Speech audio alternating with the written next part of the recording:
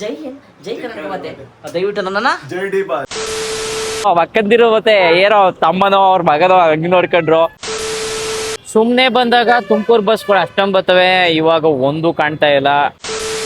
ಪ್ರೀತಿಯ ವೀಕ್ಷಕ ಮಹಾಪ್ರಭುಗಳಿಗೆ good morning. ಇವತ್ತು ಶನಿವಾರ ಆಗಿರೋದ್ರಿಂದ ನಮಗೊಂದು 2 ಆರ್ಡ್ರ್ ಇದ್ದಾವೆ, ಅದನ್ನ ಕೊಟ್ಟು ಬರೋದಕ್ಕೆ ಹೋಗ್ತಾ ಇದ್ದೀವಿ.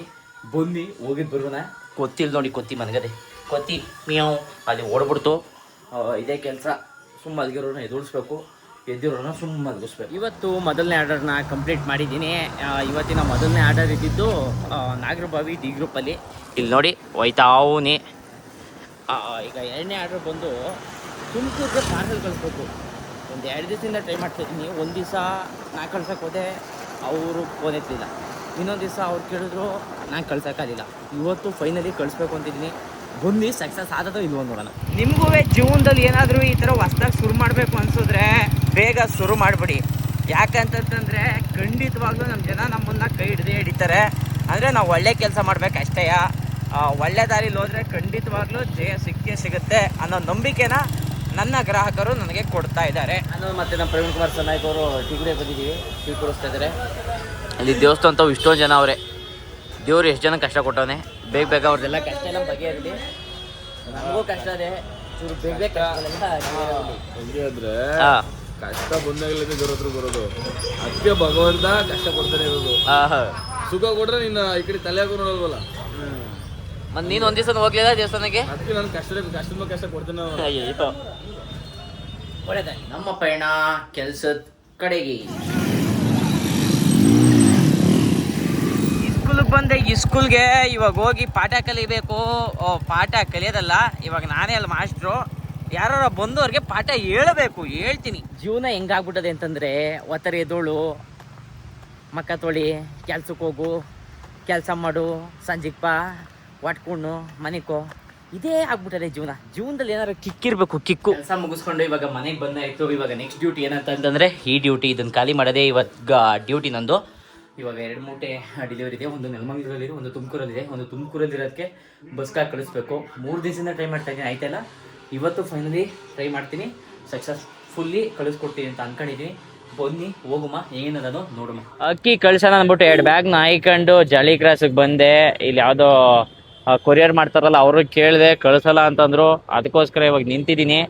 1-2 ಬಸ್ಗಳು ಕಾಣ್ತಾ ಇಲ್ಲ, ಯಾವೇ ಬರ್ತಾರೋವು. ಯಾವಾರ ಬಂದರೆ ಹಾಕ್ಸಿ ಕಳಿಸ್ಬಿಡ್ತೀನಿ ಅಂತಾಗೆ. ಸುಮ್ಮನೆ ಬಂದಾಗ ತುಮಕೂರು ಬಸ್ಗಳು ಅಷ್ಟೊಂದು ಬರ್ತವೆ, ಇವಾಗ ಒಂದು ಕಾಣ್ತಾ ಇಲ್ಲ. ನಾನೇನು ಮಾಡೋದು, ಇನ್ನೊಂದು ಡೆಲಿವರಿ ಬೇರೆ ನೆಲಮಂಗ್ಲು ಕೊಡಬೇಕು. 30ರಿಂದ 45 ನಿಮಿಷದೊಳಗಡೆ ಬರ್ತೀನಿ ಮೇಡಮ್ ಅಂತ ಹೇಳಿದೆ. ಅಯ್ಯೋ ರಾಮ, ಇದು ಯಾವುದೋ ಪಾವಗಡಕ್ಕೆ ಹೋಗೋ ಬಸ್ಸು ಹೋಗಲ್ಲ ಅನಿಸ್ತದೆ. ನಾನು 8ನೇ ಮೈಲಿ ತುಮಕೂರು ಬಸ್ಸು ಕೆಳಗಡೆ ಬರ್ತದೆ ಅಂತ ಕಾಯ್ತಾ ಇದ್ದೀನಿ. ಇದು ನೋಡಿದ್ರೆ ಫ್ಲೇಓವರ್ ಮೇಲೆ ಬಂದ್ಬಿಟ್ಟದೆ. ಎಂತ ದಡ್ಬಡಿ ಮಗ ನಾನು ಇರ್ಬೇಕು. ಇವಾಗ ಟ್ರೈ ಮಾಡ್ತೀನಿ, ಚೇಂಜ್ ಮಾಡ್ತಾವನಿ. ಅಲ್ಲಿ ಏನಾರ ಸಿಕ್ಕಿದ್ರೆ ನಿಲ್ಸ್ಬಿಟ್ಟು 1 ಮೂಟೆ ಆಗಕ್ಕೆ ಪ್ರಯತ್ನ ಪಡ್ತೀನಿ. ಹಾಕಿಸ್ಕೊಳ್ಳೋದು ಗೊತ್ತಿಲ್ಲ. ಒಟ್ಟಲ್ಲಿ ನನ್ನ ಪ್ರಯತ್ನವಂತ ನಾನು ಮಾಡೇ ಮಾಡ್ತೀನಿ. ಇದು ಬಿಟ್ಟು ಇನ್ನೂ ಏನು ಬೆಸ್ಟ್ ಆಪ್ಷನ್ ಏನಾರು ಇದ್ರೆ ನಿಮ್ಗೆ ಗೊತ್ತಿರೋದು ತಿಳಿಸ್ಕೊಡಿ, ನನಗೆ ಸಹಾಯಕವಾಗುತ್ತದೆ. ನಿಜಕ್ಕೂ ಎಲ್ಲ ಮನುಷ್ಯರು ಒಂದೇ ಥರ ಅಲ್ಲ. ಮನೆ ದಿವಸ ನಾನು ನಿಮ್ಗೆ ಹೇಳಿದ್ದೆ, ನಾನೊಂದು ಅಕ್ಕಿ ಆರ್ಡ್ರನ್ನ ತಗೊಂಡೋದೆ. ಅಕ್ಕ ಯಾರೋ ಅಣ್ಣನ ಯಾರೋ ಫೋನ್ ಎತ್ತಲಿಲ್ಲ, ಆರ್ಡ್ರ್ ಮಾಡಿಬಿಟ್ಟು ಅಂತ. ಮನೆ ತಕ್ಕ ಮುಂದಕ್ಕೆ ಹೋದ್ರು. ಅಣ್ಣವ್ರೆ ನಮಸ್ಕಾರ. ಆದರೆ ಇವತ್ತು ಒಂದು ಆರ್ಡರ್ನ ಕೊಡೋದಕ್ಕೆ ನೆಲಮಂಗ್ಲಿಗೆ ಬಂದಿದೆ. ನಿಜಕ್ಕೂ ಎಷ್ಟು ಖುಷಿ ಆಯಿತು ಅಂತಂದರೆ, ಪಾಪ ಅವರೆಲ್ಲ ದೇವಸ್ಥಾನಕ್ಕೆ ಹೋಗಿದ್ರಂತೆ ಅಕ್ಕಂದಿರು. ನಾನು ಬರ್ತಾಯಿದ್ದೀನಿ ಅಂತ ಗೊತ್ತಾಗಿ ಇನ್ಫಾರ್ಮ್ ಮಾಡಿದ್ನಲ್ಲ, ಸೊ ಗೊತ್ತಾಗಿ ಪಾಪ ದೇವಸ್ಥಾನ ಇವತ್ತು ಇದು ದೊಡ್ಡ ಮಾಸ ಇರೋದ್ರಿಂದ ಇದು ಶನಿವಾರ ದೇವಸ್ಥಾನಕ್ಕೆ ಹೋಗಿದ್ರಂತೆ. ನಾನು ಬರ್ತಾ ಇರೋದಂತ ಗೊತ್ತಾಗ್ಬಿಟ್ಟು ವಾಪಸ್ ಮನೆಗೆ ಬಂದು ವೆಯ್ಟ್ ಮಾಡೋರೆ.